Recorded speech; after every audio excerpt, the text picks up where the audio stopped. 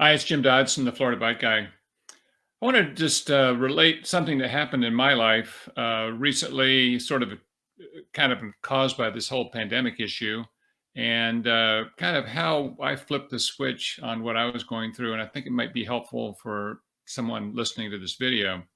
So I've been pretty much at peace. I've talked about being at peace and trying to not focus on the news and focus on what I can control in my life and in our practice and our relationship with our kids and grandkids and all that. Um, until one night last week when at four in the morning, nothing good happens at 4 in the morning when you wake up. I had this sense of anxiety and it's terrible. Like this dark cloud sort of came over my life.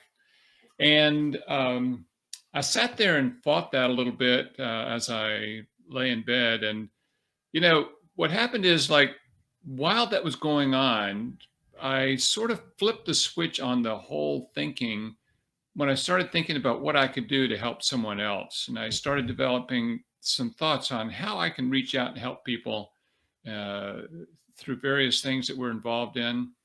But what I found, and I was kind of amazed, is that all of that anxiety went away. It never, and it hasn't returned.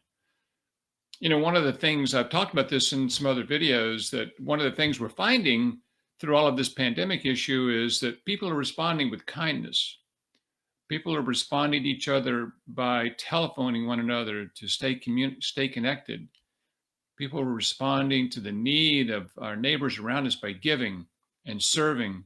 And there's an entire kind of shifting of our focus from, not that we're all self-centered, but we do tend to focus on our own needs first. And we're finding this transition. One of the great byproducts, if there is one, of this pandemic is that we're looking about what we can do to help other people. We have a great need all around us. We have to step forward and help one another if we're going to make it through this.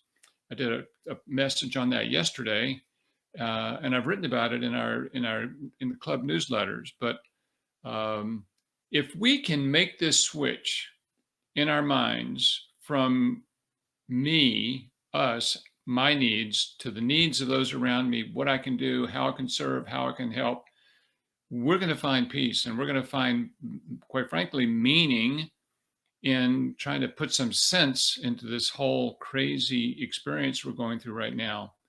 So I'd encourage you, if you're listening to this and have any of these things that I've gone through, and I really kind of thought I was immune from this, quite frankly, but life has a way of showing us that we're really not immune to the things we think we ought to be.